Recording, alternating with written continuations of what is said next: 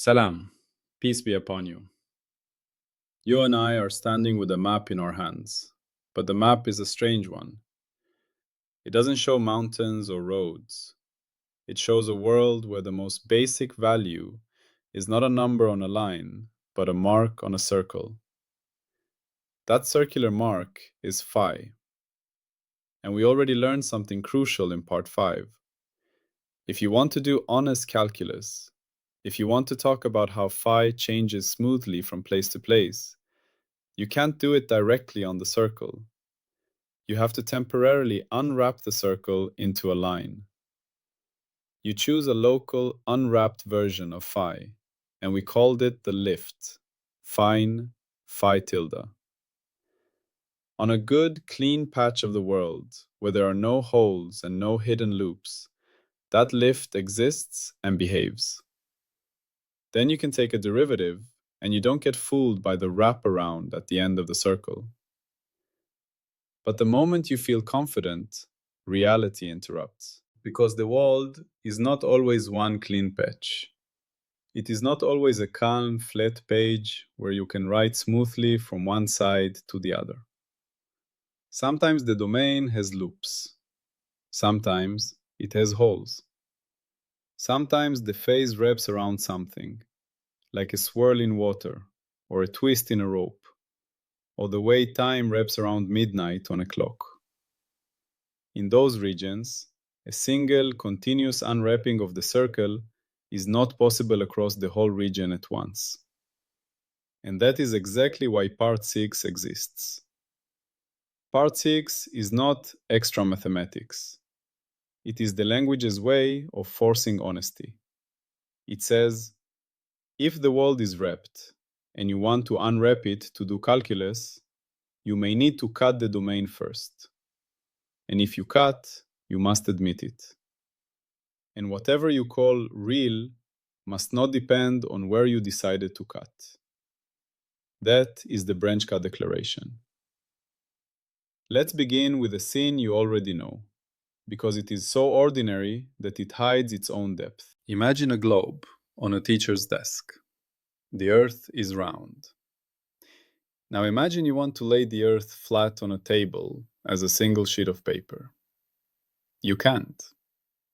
Not without tearing or slicing somewhere. Every flat world map you have ever seen is a confession. Someone chose a place to cut the sphere so it could be opened and pressed into a plane. That cut line is not a mountain range. It is not a river. It is not a wall in the real world. It is a bookkeeping decision, a map maker's decision, a pencil stroke, not a planet. And yet, without that cut, you cannot make a single flat sheet that covers the whole Earth without distortion or overlap.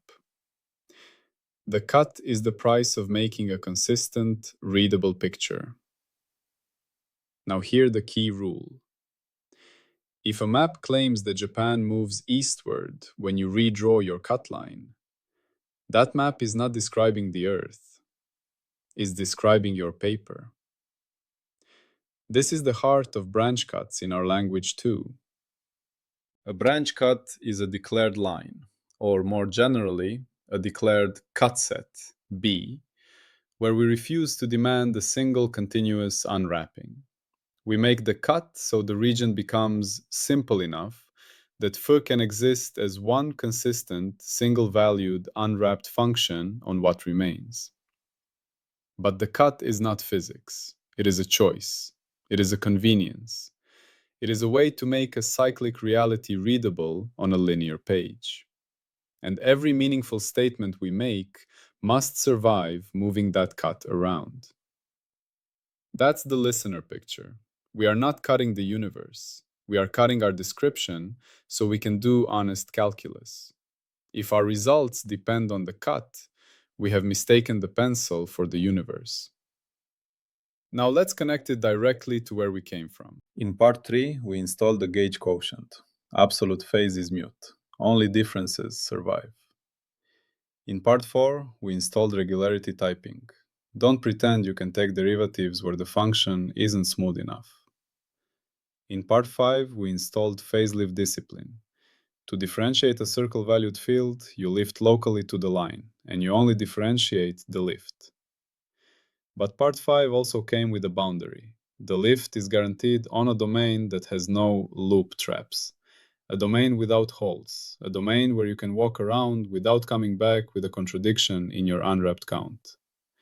So part 6 is what we do when the domain is not that kind of place. Here is the simplest way to feel the problem. Take a normal analog clock.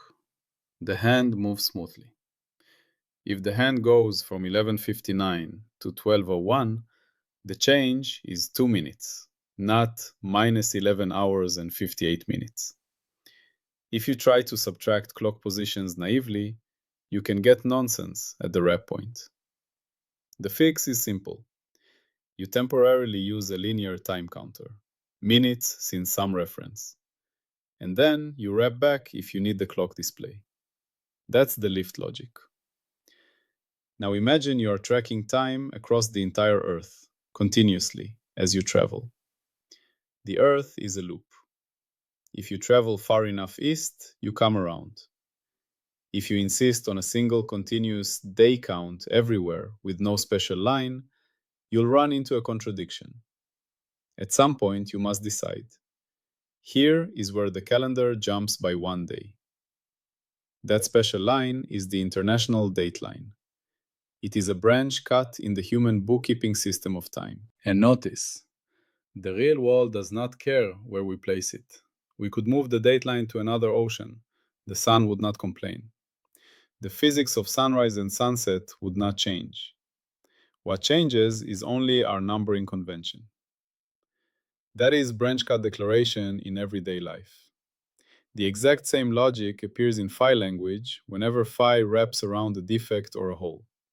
We want a single, consistent, unwrapped count phi so we can talk about derivatives, gradients, smooth change. But if the region contains a loop that captures a wrap, then going around that loop forces phi to increase by a whole turn. You come back to the same physical place in X, but your unwrapped number is different. A single-valued function cannot do that. So you cannot have a globally single-valued lift on that whole region. What do? We cut the region. We draw a line B, our branch cut, so that the remaining region, P minus B, no longer contains that trapped loop.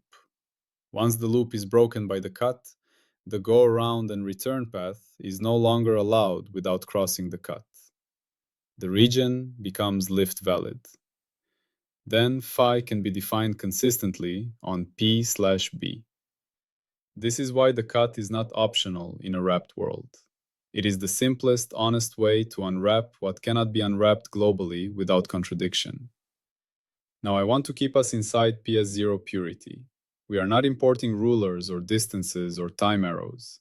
We are simply talking about what it takes to define a lift of phi so calculus can touch it. This is purely language hygiene. And now we install the 4 gates, not as a list, but as rules that breathe inside the story. First, the well-formedness gate. In this part, a sentence is any statement that uses a lift phi on a domain that is not simply connected. The WF rule says, if you are using phi in such a place, you must declare the cut set B. You must say where you cut, because without that, the lift is not even defined. This is like giving directions with turn left at the bridge when there are 2 bridges. The sentence might sound grammatical, but it is not well formed because it is missing a crucial declaration. In our language, let phi be a lift on P is incomplete if P contains loops that block lifting. The missing information is the branch cut. So the WF gate is simple and it saves us from 1,000 confusions. If the domain is not lift valid by itself, then lift demands cut. Second, the invariance gate. This is the beating heart of part 6. The invariance gate says, anything we call real must be independent of where we place the cut, as long as we did not move the cut across an actual defect. Moving the cut is like changing where your world map splits, or where your dateline sits. It changes the bookkeeping, but not the structure. So if a quantity changes just because you moved your cut line in empty territory without crossing any defect, then that quantity is not structure. It is cut artifact. It belongs to your pencil, not to phi. This is what we mean by cut movability invariance. Cuts are movable, physics is not. Third, the domain gate. The domain gate is the language's insistence on being explicit about where your sentence actually lives. If you have declared a cut set B, then your lift phi is defined on P minus B, not on P, not on the cut itself, not across the cut as if nothing happened. So if you write a sentence that says phi is defined on P, the DOM gate corrects you. No, it is defined on P/B. The difference matters because the cut is precisely where phi can jump by a full turn. Approaching the cut from one side may give one unwrapped value, and approaching from the other side may give another. Both wrap to the same phi, but phi itself is discontinuous there. So the cut is excluded from the lift's domain. This is not pedantry. This is how we prevent nonsense from entering the language. The cut is the seam in our unwrapped map. You don't pretend the seam isn't there. Fourth, the non-encodability challenge. This is the discipline that prevents people from turning bookkeeping into new physics. Suppose someone says, look, across the cut, phi jumps. That jump must be a new physical force, a new primitive, a new entity. The NEC challenge replies, if your proposed primitive exists only because of the cut placement, then it fails immediately. Because cuts are movable, and physics must not move with your cut. A true primitive would survive cut relocation. A cut artifact dies when you move the cut. So if your new physics disappears when you redraw your bookkeeping seam, it was never physics. This is a deep moral principle, but it is also brutally practical. It is how we keep our language from inventing ghosts. Now let's ground this again with a concrete picture, because an average listener needs an image they can hold. Imagine a long ribbon with arrows printed along it, forming a repeating pattern. Now loop the ribbon into a circle and glue the ends. The pattern repeats around. The ribbon is cyclic. If you want to describe the pattern using a single linear coordinate that increases from left to right, you have a problem. Where does start happen? You must pick a seam. That seam is your cut. You snip the loop at one point, purely in your description, and lay it flat. Now you can label positions from 0 to L along the ribbon. If you choose a different snip point, the numbers shift, but the pattern on the ribbon did not change. A claim like, the pattern has 3 arrows clustered together, should remain true no matter where you snip. A claim like, the arrow cluster is at coordinate x equal to 0.2 L is not intrinsic. It depends on where you chose your seam. That is exactly the difference between structure and artifact. In phi language, what are the intrinsic things? They are the things that survive gate shifts, lift shifts, and cut shifts. A winding number. How many full turns the phase makes around the loop is intrinsic. It does not care where the seam is, because it counts full turns, not where you began counting. A holonomy type statement. How much your lift changes when you go around a closed loop, again, is intrinsic, because it is about the loop's total wrap, not about your seam. Defect charges, integer counts of how the phase wraps, are intrinsic, because they do not evaporate when you move your cut. But a raw lift value at a point, or a jump location, is not intrinsic, because those depend on seam choices. Now, you might wonder, if the cut is just a bookkeeping line, why does it feel so real in the calculation? Why does it feel like something happened there? Because the lift is a tool, and the tool needs a seam to be single valued. Here is another everyday analogy that makes this visceral: a spiral staircase in a building. From above, the staircase is a circle. If you only look from above, you can't tell whether someone is on the first floor or the second floor if they are at the same angle around the circle. The angle repeats. That angle is like phi. To know how high, you need the floor count. The floor count is linear. It does not wrap. That is like phi. Now suppose the building is arranged so that the staircase is continuous, but the building has a strange feature. There is a locked door at one angle on every floor. You cannot pass that angle without exiting and re-entering. That locked door becomes a natural seam. It separates one unwrapped counting region from another. That is like a branch cut. It's not that the staircase itself is broken, it's that your ability to define a single continuous counting rule across the entire loop is obstructed unless you treat one angle as special in your description. In our language, we don't pretend the locked door is a force of nature. We treat it as a declared seam in our map, so our counting remains consistent. Now, let's connect branch cuts to triunity without introducing forbidden primitives. Triunity, the inseparable readouts we will later call omega, kappa, nu, comes from A equals d phi. That is the first derivative object. It is born when the lift exists. So branch cuts matter only because they enable lifts in regions that otherwise do not permit a single-valued unwrapping. But here is the crucial point. Cuts are about phi, not about A. The lift phi can jump by a full turn across a cut. But A equals d phi is usually perfectly fine on each side, and its meaning should not depend on where you drew the cut. If your cadence, texture, or transport readout changes just because you moved your seam in empty territory, then you are not reading the world. You are reading your bookkeeping. So the triunity reminder is this. Cuts cannot contaminate the readouts. Cuts are not physics. They are a way to keep calculus honest. Now let's explore a very common confusion, because this is where people without science background often feel lost.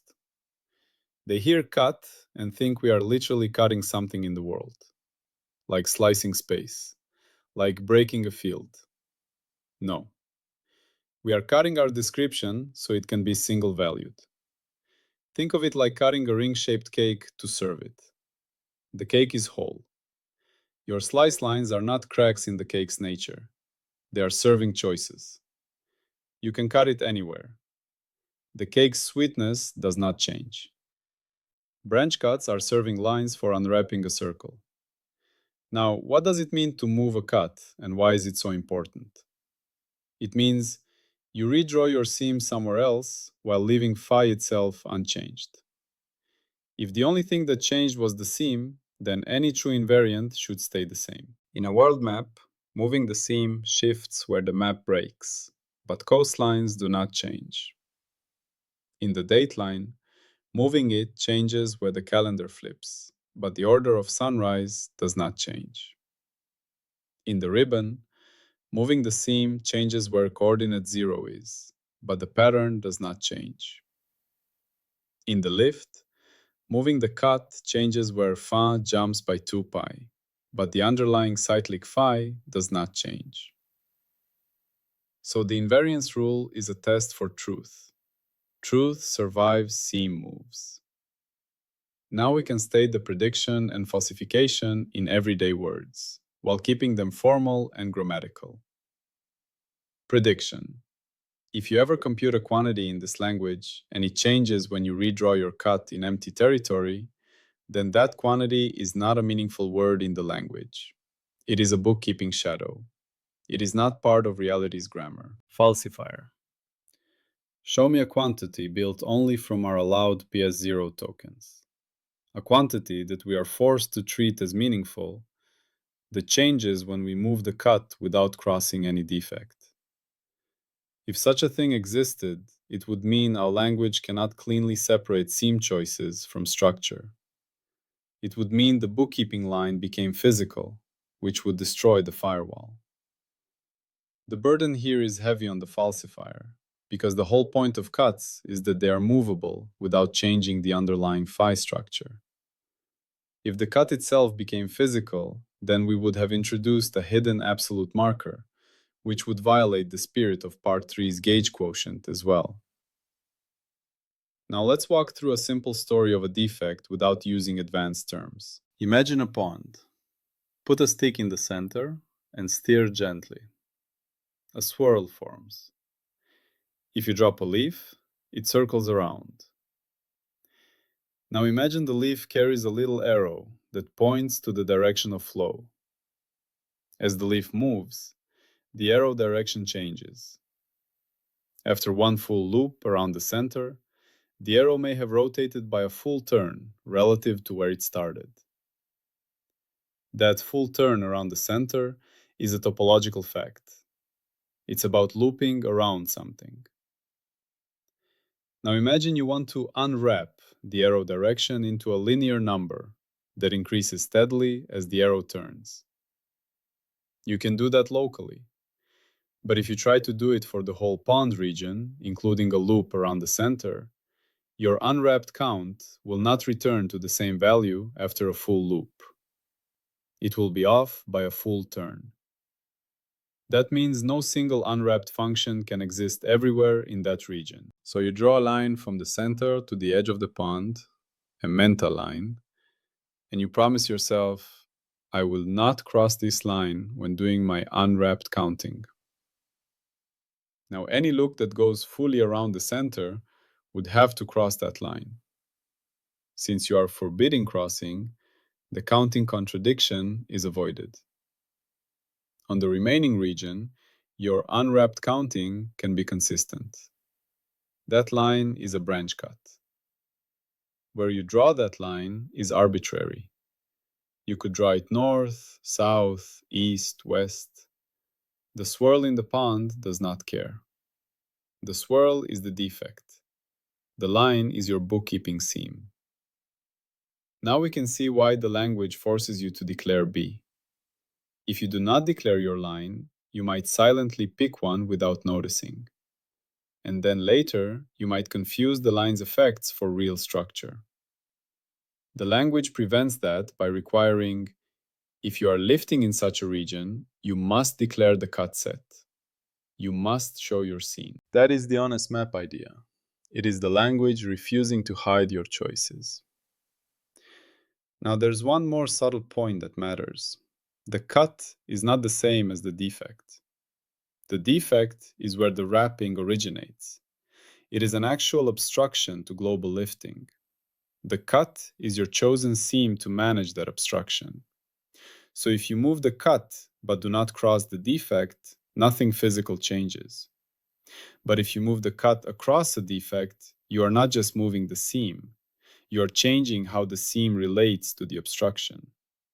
That can change intermediate bookkeeping, but invariants, like the defect's charge, still remain unchanged. They don't belong to the seam, they belong to the obstruction. This is why we say invariants must be cut independent without crossing a defect. That phrase matters. We are not saying cuts can pass through defects without consequence in representation. We are saying the underlying physical invariance cannot change by seam moves alone. Now, what about multiple defects? If there are multiple swirls, you may need multiple seams, or one seam connecting them, or seams to the boundary. This is like having multiple islands on a map. You choose where to cut the paper so you can lay it flat. You might need multiple cuts.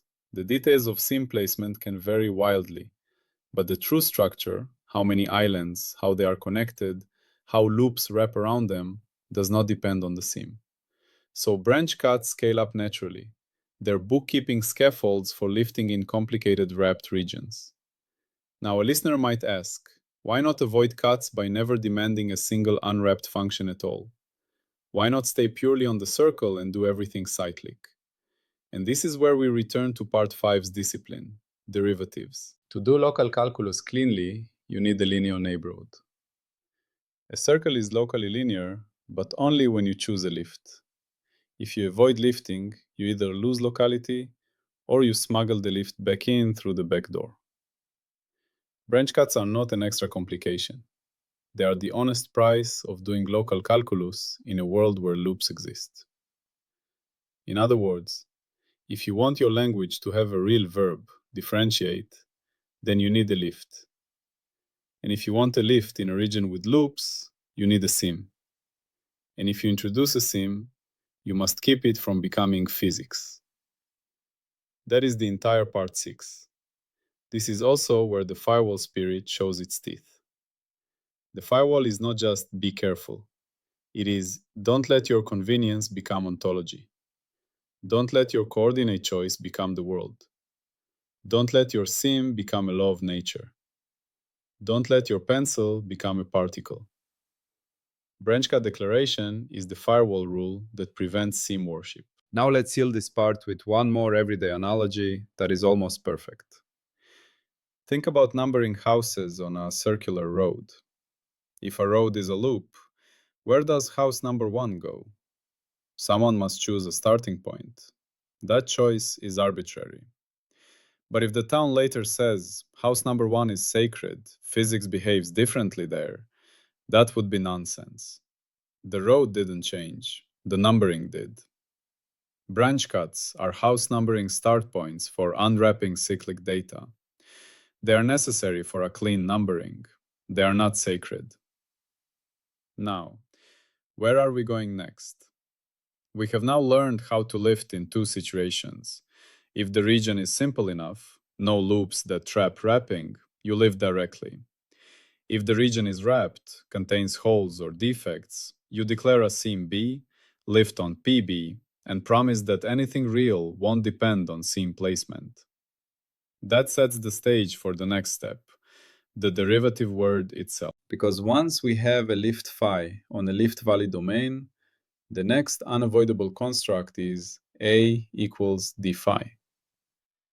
That is the first derivative object. It is the first real change sentence in the language. It is the door through which triunity will later be read, always together, never separately. But we're not doing those readouts yet. We're freezing the grammar. We're making sure the language cannot cheat later. So we end part 6 with a carry forward sentence. In a wrapped world, you must cut to unwrap. But where you cut is your choice, and reality must not care. That is branch cut declaration. And now, with that honesty installed, we are finally ready to name the first derivative word. Always peace be upon you.